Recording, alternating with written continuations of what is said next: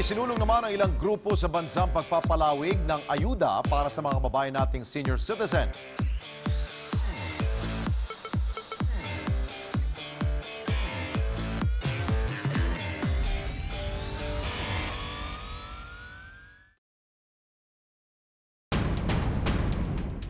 Good day and welcome to Pros and Cons, where we ask the hard questions and you decide which side of the truth you would choose to believe. The Philippines is headed towards an aging population, according to the Commission on Population and Development. Senior citizens in the country, those aged 60 years old and above, currently accounts for 8.2% of the population. As the population of the elderly grows, their needs multiply. Yet, it is our duty to care for them whenever needed as they live their lives. Today, in Pros and Cons, we raise this question: how can the younger generation care for their elderly? How can we keep up with their needs? Is the government doing enough to ensure the welfare of senior citizens? I'm Jorge, Egco, your moderator for the day.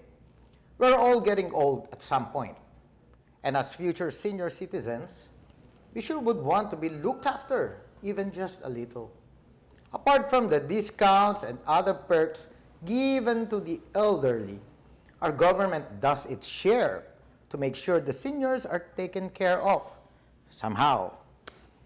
So ngayon po mga kababayan, tayo po ay napakapalad dahil kasama po natin sa ating programa ang mga nagbabataang mga idol ng ating lipunan, no? Para pag-usapan po itong napakalagang topic tungkol doon sa kakapirma pa lamang, kakasabatas pa lamang na Senior Citizens Commission.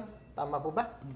National Commission of Senior Citizens. So, alam ko yung mga tatay po natin, mga lolo natin ay magiging napaka-interesado dito po sa ating topic for today. Especially, kasama na rin po yung mga anak para maintindihan po natin ano ba yung mga resa-resa, ano yung pros and cons, no, sa bagong commission na ito.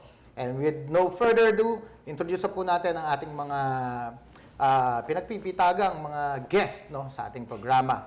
Unahin na po natin si Congressman Francisco June Datol. Siya po ay representative ng Senior Citizens Partylist at aking tatay ko po sa Nueva Ecija ito eh. Magkababayan kami ni Cong June. Cong, kumusta na po ba? Mabuti naman. Feeling bumabata, lalo. Sa ngayon po ay medyo okay naman at maraming dumarating na pagbati sa atin sa ating opisina sa Kongreso. Yung pa rin pong dating opisina natin doon sa South Wing, Room 613. Yun lahat po ng mga sulat ninyo at mga suggestion ninyo sa paggawa namin ng IRR ng Office of the President ay welcome po lahat. So, yung in the process of crafting the IRR na yun, no? Yan ang aming kasalukuyan pinagkakabala. Okay, so kasama din po natin ngayon mga kababayan sa ating programa, ang isa pang idol, no? Matagal ko na rin pong kakilala yung ating guest, no? Wala pong iba kundi si Councilor George or Jorge. Jorge. Banal. Jorge. Mas senior na senior pakinggan yung Jorge. Siya po ay presidente rin ng Federation of Senior Citizens Association of the Philippines or FESCAP, no? Na sa Quezon City and sa National Capital Region, no? Kumusta na po, Tito George? Okay pa naman. We are very happy na na-approve yung panukala ni Congressman Datol. Ngayon, batas na siya. Batas na siya. The creation of a National Commission of Senior Citizens. Hindi for. Hindi for. Alright. Our third guest for the day, no? Wala pong iba kundi ang ating kaibigan na si Irene Dumlao. Siya po ay director ng at spokesperson, no? Ng Department of Social Welfare and Development. As I understand it, yung commission, yung formation ng commission, kukunin lahat ng functions, no? Sa DSWD. So, kumusta? Kumusta ka muna sa DSWD? First and foremost, good afternoon po, Usec Egco, and thank you very much for giving us this opportunity para po makasama kayo dito po sa inyong show na Pros and Cons at makasama rin po natin ang mga kapita-pitagan ng mga senior citizens. Ang DSWD po ay natutuwa at naipasa na rin po ang batas na bumubuo ng National Commission of Senior Citizens. Alright. So, thank you, Irene. Thank you, Cong. Thank you, Tito George. No? When we return, we'll discuss the current situation of senior citizens and what the government is doing for them. Pros and cons. We'll be right back.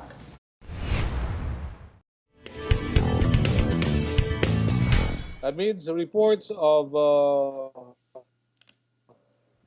directing from the student tree, how would you strike a balance between academic freedom and national security? Thank you. Okay. Now, with regards to the issue on students, no, on students, the issue of academic freedom. Of course, we respect academic freedom. That kind of freedom encourages, creativity. It encourages passion to be advocates, etc., etc. But it's a different issue when that kind of freedom is being taken advantage of by certain groups whose interests is actually inimical to the growth and development of the country. On the other hand, we also need to appreciate the fact that coming from having a human rights perspective in what's happening, I think we need to preserve, we need to protect each person's right to family life. So recruiting students to be part, for instance, of students in advocacy groups is not per se bad. No, I think that's part of the education that we have. Everyone was at some point in our lives have had very strong advocacies, especially when we were students. No, but for that advocacy to be translated into violence, into rebellion against the state, that is something very much different. I think we need to set the parameters of work, the guidance in that, and the state has the obligation to guide families to be able to have a respectable family life, and that's a human rights. That's basically a human right, no? And it's very much accepted by the United Nations. So, what they're talking about, recruitment of children, recruitment of students to be part of certain organizations, the state has an obligation to look into what's happening to the students, if only to respect the right to family life.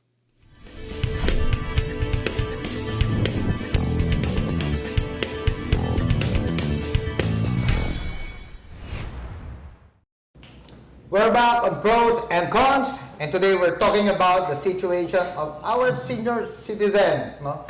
Simulan po natin yung ating diskusyon tungkol dun sa ano ba yung kabubuo pa lang na ito na National Commission of Senior Citizens under Republic Act 11350. So, kayo po ang principal author nito, Cong, di po ba? Opo. So, siguro later on matatawag itong Datol law. Salamat sa inyo. Pakipaliwanag po sa ating mga kababayan. Ano ba itong commission na ito? Ito pong komisyon na pinagpangura natin, talaga pong ito ay ginawa po natin ito para magkaroon na ng sariling tahanan ang lahat ng senior citizen sa buong Pilipinas. Ito po talaga 14 na taon na talaga namang may naging congressman din dyan. Ano po, na wala namang naipasang batas except noong panahon ni GMA, yung 1994. Pagkatapos po noon, wala na pong batas para sa senior citizen. Nagkaroon po kami ng congressman dyan, 2 pa po. Pero kahit isang batas, kahit isa lang na batas, wala po talagang maipasa kasi hindi nila kayang ipakipaglaban ang mga senior citizen. Marami rin pong nagpilit. Pero marami pong parang the Congress is dominated by senior citizens. Diba? Yes. Kaya nga po nung ako nandyan, binigyan ng pagkakataon ng 17 Congress, ang una ko pong ginawa dyan, binilang ko yung senior citizen, congressman at congresswoman, sa 192, meron pala kaming 121. Kaya nga po, ang ginawa ko, nung pag-aralan kay batas na yan, pinapirma ko po silang isa-isa. Lahat ng senior Lahat citizens. ng nakakatanda. At sumama na rin po yung mga bata na senior citizen. Kaya 181 po ang nagsipirma dyan. Kaya lang, merong mga iba, siguro, ay hindi nila talagang madibdib na ang mga ngasiwa na sa Senior Citizen Commission, kung tawagin natin, yung nakakatanda. Kaya nga po, nahirapan tayo dyan, lalo sa nung second reading, yung interpolation na tinatawag. Ayaw po nila pumayag yung ibang mga bata. At katunayan yan, Kasi daw nga, matatanda na. Paano mapapangasawahan yung pensyon, yung mga palibing na senior citizen na nanggagaling sa DSWD. Ngayon, ipinakipaglaban ko po talaga yan. Ang sabi ko sa kanila, tatanda rin kayo. Pabayaan na natin ito para sa amin at kami nakakaalam. Ngayon po, pumayag naman po sila. Ngayon, ito po ang makasaysayan. Nag-iisa lang po akong nakipaglaban dyan. Kasama ko yung League of Oscar ng buong Pilipinas. Ano po? Yung pong League of Oscar na yan, hanggang doon po sa Yung Senado, Oscar po ay... Office of Senior Citizen Okay. Affairs. Ano po? Marami pong tumutol dyan ng mga kasama namin, ng mga federasyon, konfederasyon, ayaw po sa komisyon. Kaya nga po, nung pagdating ko sa Senado, League of Oscar lang ang kasama ko. Handon lahat ng senador. Ang sabi ko sa kanila, pagbigyan nyo na ako rito. Pwede bang paki-adapt nyo na lang? Kasi 2 araw na lang matatapos decision namin. Pumayag naman po ang ating Senate President at ang ating lahat ng senador, pagbigyan na natin si Congressman Datol. ano yung magiging benepisyo ngayon ng ating mga senior ganito citizens? po yan. Anong difference ngayon, pagkakaiba Ang na pagkakaiba meron ng po- commission kaysa sa dati? Opo, ang pagkakaiba po, kasi nga po, napupolitika yung matatanda. Bakit yung 3,700,000 na binibigyan ng pensyon ng nasyonal ay lubos na kukonti? Bakit? Sapagkat nang nangyayari po yan, Kokonti po in what ganito terms? po, napupolitika po ng ilang mga mayors Kung sino po ang kanilang mga leader na senior citizen, yung po ang nagkakaroon ng pensyon kahit nakatira sa subdivision. Kaya nga isang po, problema yun na nakita yun ang ninyo. problema. Ala pong kasalanan ng DSWD dyan. Ang DSWD po kasi kulang ng tao. Ang ginagawa ng DSWD, dinadala sa local DSWD. At pagkatapos, kasama na may OSCA dyan. Kung sino lay leader ng mga tiwaling mayor, vice mayor at konsihal, ano po, yun ang binibigyan ng pensyon. Kaya nga po, nung ipakita ko sa Kongreso at sa Senado, nagpe-pensyon pati na, may double pension, may pensyon sa SSS, GSIS. Yan po ang aking ipinaliwanag sa kanya. For your reaction po, Consel, well, as a local government official, matagal na po kayo. Oo, medyo natumbok ni Congressman yun. So, kasi totoo. yung OSCA, yung Senior Citizens Affairs Office, nasa arm ng executive. So, sila ang You mean local executive? local executives, ang mayor. So, dito, I think, maganda na nagkaroon ng National Commission kasi sila na, they will be responsible for the formulation of plans and the implementation. At yung appoint nila, kaya naging off, hindi for, mga senior citizens. I So, see. they will know how our needs and concerns and issues. So, a commission of senior citizens, no? For senior citizens. Oo. The service is Of for. and for. Yes, all right. At sa ngayon, palagay ko, sabi ng principal author natin, baka i-absorb yung OSCA ng National Commission. I see. Parang Okay, ganon. that's good. Ang akin lang gustong idagdag, sana yung IRR ay yung dati rin, yung partner natin, yung lead government agency, DSWD, with the technical working group. Sana maano na yung IRR as soon as possible. All right. Irene, sa DSWD, tatanggalin yung mga functions. Is it good? Ano magbabago ngayon sa DSWD na aalisin sa inyo yung senior citizens functions? Okay po. Usec, ngayon po, pinag-uusapan ngayon po sa departamento kung paano po natin i-implement ito pong nakasaad sa batas. So in consultation and in coordination with the Commission, we will be tackling this very important matter. Meron lang po tayong, syempre, yung mga proseso po natin, especially that we have been implementing these programs and services What for about the senior manpower? citizens. Di ba may mga dedicated yata kayong staff dyan? O paano mangyayari sa kanila? Isa po yun sa mga pag-uusapan Lilipat. because we will have to consider also the manpower complement of the Commission that was So created. yung mga ramifications niyan. What about in terms of budget?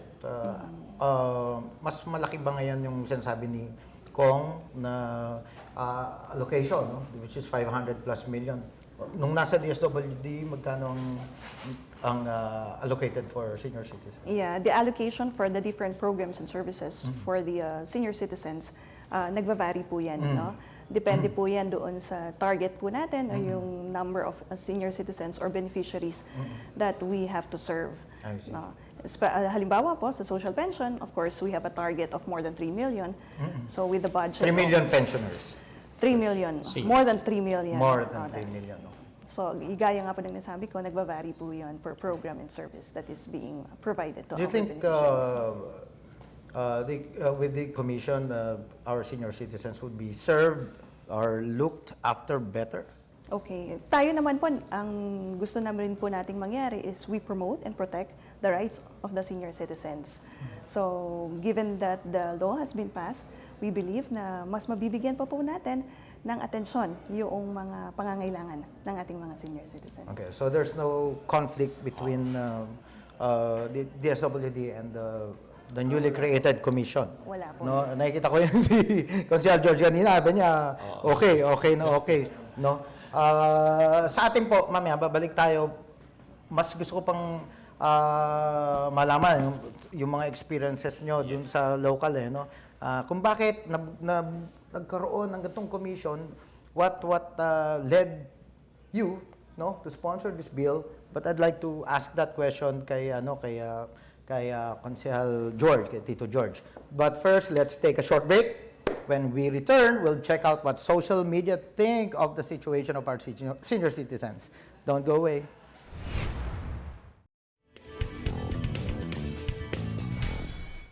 The president has expressed his wish to bring back capital punishment in the Philippines. And as you will be aware, many international human rights groups have been critical of that agenda. How would you say that returning the death penalty to the Philippines after many years when it was removed would align with the Philippines' human rights priorities and obligations? There is a very strong need for us to focus on victims, on dispensing proper justice, because even as we say that there should be justice for the perpetrator, there should be justice for the victim also.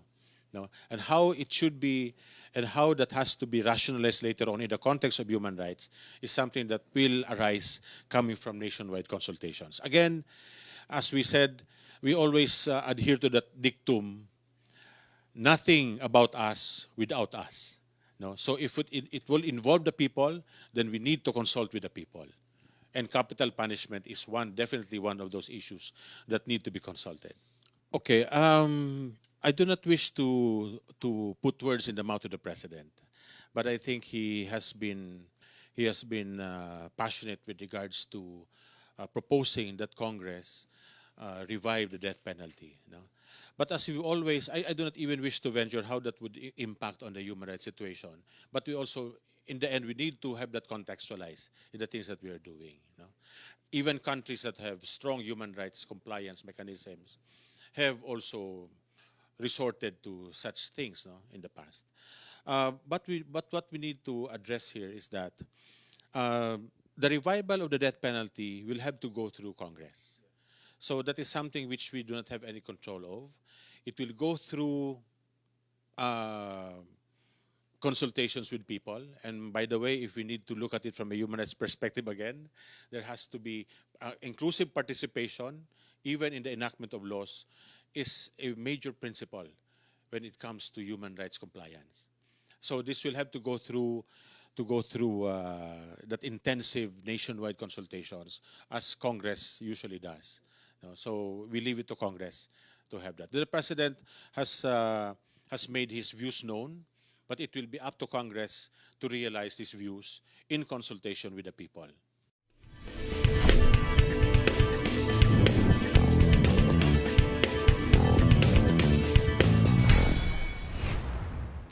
You're still watching Pros and Cons. At this juncture, alamin po natin yung resulta ng ating poll question na nakapost po sa PNA website. Matutugunan ba ng National Commission of Senior Citizens ang mga problema at pangailangan ng mga senior citizens sa bansa? Gusto po natin malaman ngayon sa pagkakataon na ito yung ongoing government programs, no, doon po sa ating mga senior citizens sa bansa. So, Irene, kumusta yung ating mga senior citizens? Okay. I'm sure dumadami yan, di ba? Taon-taon, nag-a-adjust kayo. Yes, the DSWD implements various programs and services for our senior citizens, one of which is the social pension for indigent senior citizens.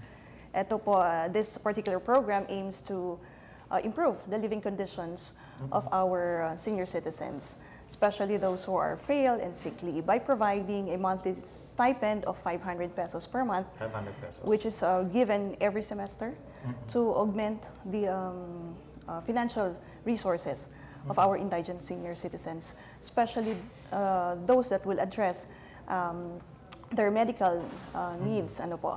Ang qualifications po ng mapapabilang dito sa ating social pension, kinakailangan po frail or sickly, 60 years old. At least Dapat 60 po years, at least 60 syempre. years old. At wala pong tinatanggap na anumang pension mula sa other government agencies or insurance companies. At napaka-importante po na dapat indigent po. Base po doon sa listahanan o doon po sa ating Indigent, poor, yung a mga list of may poor. hirap po talaga para... Yeah. Apart from that, we are also facilitating the implementation of the Centenarians Act, kung saan po nagbibigay tayo ng incentive para po sa ating mga senior citizens who have reached 100 years old. 100 years old. And apart from that, we are also doing advocacy work para po mas ma-inform ang public dito po sa expanded senior citizens. Do you maintain a database or a listing of all senior citizens in the country? Yung mga tinutulungan, of course, but I've been hearing different figures kasi, no? May 8 million, may 9 million, may 18 million na mga senior citizens sa ating bansa.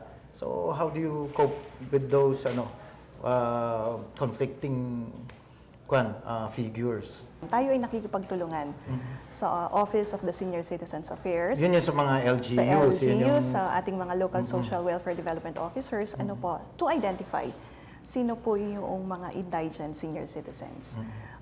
Naniniwala po tayo na ang makakapag-identify talaga ay yung nandun po sa barangay level. So, mahalaga pa rin talaga yung participation, no? Yung active participation ng local government Yes. unit. Kasi sila andun yung mga senior citizens natin no? So, sa inyo po, Councilor George, ano yung mga problems na na-encounter ninyo? First and foremost, Affairs, gusto kong bigyanan din ulit na ang kasabihan nga, those who have less in life should have more in laws. And we are very happy na very supportive naman ng DSWD. Kaya lang, please note that yung Republic Act 9994, nakalagay doon, the law mandates that every 2 years nire-review at possibly ina-update. Pero yung 500, this is now the 9th year. I remember I have attended a congressional hearing as legislative 500 pesos. and A lobby month, chairman. a month, no? Sinabi na ni dating chairman nung committee na idodouble yon. Pero I'm glad to know na ngayon na-approve na sa lower house na magiging 1,000. Pero yan, that should have been done every 2 years. Pero okay na rin yun. Oo nga. And then, this now has become a semi-universal pension plan. Pagka na-approve yung proposed amendments nila Congressman Zarate, na yan ay wala na yung frail and sickly at wala na yung no pension requirement. So, doon sa pag-uusap, which was approved at siguro tinapon na sa bicameral, the ceiling will be 3,005. Okay. Because nowadays, ano yung mabibili mo A sa month, 500? Oo. So kung ang pension mo, kasi sa SSS, ang lowest pension noon is 1,002. Before na tinaasan, na binigay yung first tranche noong 2017 January, at yung second tranche pag marami na sa amin ng patay. I mean, joke lang. Joke. So ibig ko sabihin, dapat ibigay na kaagad yun. Because habang buhay kami, we need maintenance medicine. And even without being critical, yung sa Centenarian Act, why give it na isang bulatin lang hindi Kaya nga. nakakapirma? Oo. Ang Tama, proposed tama. amendments namin, Tanong ko kay Cong yan. at age 80, magbigay na. Halimbawa, 30,000. Para magamit namin kasi ang mamahal ng maintenance. At age 90, ibigay yung 30, and then at age 100 yung balance. Yeah. Kasi para mapakinabangan namin. We need to rationalize talaga yung, di ba, yung mga benepisyo ng mga nakatatanda. So we appreciate very much yung ginagawa nila, Congressman. Sabi ko nga, at saka ng tingnan nyo, kung DSWD. 100 years old siya ngayon, bibigyan 100,000, bibigyan lang sa mga apo yun eh. Correct. Oo. Sinong makakamananong nung sa 100? Mga apo na lang, tsaka pag-aawayan pa nila, magdidemandahan. Samantalang ibigay ngayon. Kong, yun po ang ano, yan. Ganito po yun. Paano nyo sasagutin ngayon po? yun? Hindi po napondohan yan. Ang nangyari po dyan ngayon, yung mga batas na sinasabi ni kaibigang George Banal, yung 80 years old at saka 90 years old, nabigyan ng 90,000 ang 90 years old, ano po, at saka yung 80,000, ano po, inilaban din po namin yan. Sumagot po sa akin Pangulo ng Pilipinas. Okay. Na pag 90, pwede na. Kaya lang, nagkaroon po ng pagsasara Kongreso. Ano po, talagang konti ko na nga hindi maihabol yung Pag national sinabing senior. 90, yung pwede nang sinasabi 90 years old. Kamukha nito. Magkano ibibigay na sa... Marami pong hindi nakakalam. Pag sabing Centenarian Act, nagbibigay po ng 100,000 ang DSWD. Nagbibigay rin ng 100,000 ang local government. Kamukha ng Bali, Quezon City. 200. Bali 200. Ngayon, ibinababa ko po yung batas na yan. Pag 80,000, 80 anyos, dapat 80,000. Kaya lang tumatawad sila kasi baka hindi kaya na. Pero pag 90 years old, kaya ng budget. 100,000 yun. 90,000. 90,000. Pagdating ng 100, pagdating ng 100 years old, another 10,000. Yung pala Ngayon, may pinasa pa akong batas diyan. Ilan ang tinatanggap sa DSWD ng centenarian? Kukunti lang, di ba? Ang akin naman, eto nga, yung pagpasok ko rin ng batas, pag 100 taong ka na, edi bibigyan ka ng 100,000. Pag 101 ka na, another 100,000. Pag 102 ka, another 100,000. Wow. Kaya po ng gobyerno yan. Ano, ang akin naman, kung nasa pre-departure ng buhay na, yung senior Yun citizen, nga ako ang problema. ibigay na lahat yung kaligayahan ng senior. Kaya nga po ako, nakikita nyo naman, ibinaba ko na yung percentage. May nakaipit po akong batas yan. Pag 70 years old, 30%. Pag 80 years old, 40%. O kasi mas may enjoy pa nung May mga enjoy senior yun eh. citizens eh. At Kasi yung sine, nakita nyo po ba yung sine? Nakita nyo yung Bawal sine? na akong kumain ng masasarap Atin mo, Usec, yung sine, 2 araw lang sa Quezon City at sa NCR. Bakit sa Makati, 5 araw ang libre sine ang matanda? Gagawin po nating batas yan, 5 araw na. Bakit? Binabayaran po ng local yung 1% nila. Kaya ang request ko sa ating Pangulo, yung 1% ng budget sa buong Pilipinas, ibigay na sa National Senior Citizen Commission. Kami na mga siwa 1% ng budget po ng... ng buong Pilipinas. Okay. Meron Ng po national yan. budget. National budget. Ibigay na po sa senior citizen. Kamukha ng Quezon City, request namin. Magkano yung 1% yearly? 120 million. I see. Ang Makati, magkano? Pag inipon mo yan, bilyon-bilyon yan, makapagtatayo na kami ng ospital para sa senior citizen. Quickly, before we end po. Yes. Maganda yung pinopropose niya, no? Nung ako'y konsihal nung unang panahon, ang pinopose ko 1 week. Kaya lang hindi pumayag ang mga cheddar operators. Sa Makati, they pay for the days. Sa atin, yung Monday and Tuesday na ginawa ni Rep. Bolet ay libre. So ngayon, meron kaming ordinansa, sponsor namin ni Councilor Roger Juan, na dagdagan yung araw.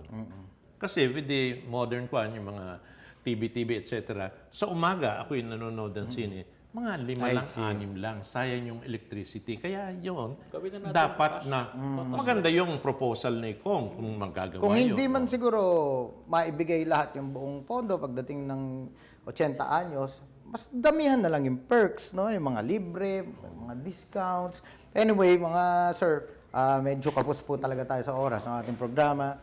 At, but I'm sure, mga darating na panahon, lalo na pagkatapos po ng IRR, babalik tayo muli dito para pag-usapan, no? At paliwanag sa ating mga kababayan, yung implementasyon niya pagkatapos ng IRR. So, there you have it, folks. Straight from the shoulder and right on the money. But before we go, we'd like to, get the final messages from our guests. No? Unahin na po natin si Cong Datol. Sa lahat po ng senior citizen na nanonood ngayon sa buong Pilipinas, ito po ay panaginip nating lahat na magkaroon ng sariling tahanan. Natupad na po yan yung panaginip na yan. Ang bilin ko lang po sana sa lahat, mahalin na natin yung batas na ito. Kasi yung hindi pa ipinapanganak na Pilipino, tatabasain po yung batas nito. At ito po naman, pag halimbawa, nandiyan ay komisyon, tayo na nangangasiwa ng pension, maligay na senior citizen, darating ang araw, may sarili ng hospital yan. Ano po, yung pangarap natin, natupad ng lahat, hindi na po talaga kailangan na ipakipaglaban pa yan. Pag nando na, yung senior citizen, para ng hari at reyna, hanggang sila nabubuhay, okay na po, kahit wala na congressman ng senior citizen, natupad na. Mabibiyayaan po lahat ng senior citizen. Yun, maganda Maraming ron. salamat. Okay. Councilor Tito George Banal. Masyadong overused na yung sinasabi ko that those who have less in life should have more in laws. At meron din sinabi na what you do to the least of your brethren, you do unto the Lord. Ngayon, pasalamat kami sa Kongreso through the major sponsor na naipasa na itong batas na ito. At sa DSWD being our lead government partner, yon. So, ang hinihingi ko lang, sana, ngayon na ini-encourage ang people's participation sa mga City Development Council, miyembro yung mga NGO, sana hindi lang magkapit-bisig, magkapit-puso tayo upang suportahan natin yung magagandang ginagawa ng Senado at Kongreso. All right. Very well said. Thank you very much po. And for your statement, Irene? Well, thank you again. Thank you very much, Usec Egco, for giving us this opportunity. We would like to ensure the public and the Commission that the DSWD will ensure smooth transition of the functions, programs, activities that is currently being implemented by the DSWD. And of course, we would like to assure the members of the Commission that we will provide the necessary technical assistance for the crafting of the IRR of the Republic Act. Very nice. Nakikita ko nakangiti si Cong at saka si Uncle George. Anyway, thank you, Cong Datol, Councilor Tito George, Jorge Banal, and Director Irene Dumlao. We appreciate your being here on the show. Don't forget to tune in next week for another important issue. For your comments, suggestions, and questions, visit our Facebook page and the PNA website. You may be for or against. You may agree or disagree. In the end, we are all Filipinos working towards the same goals. Will you choose what's right? Or will you stay on your side of the truth? Once again, this is Philippine News Agency Supervising Undersecretary Joel C. Egco. Thank you and see you on the next episode of Pros and Cons.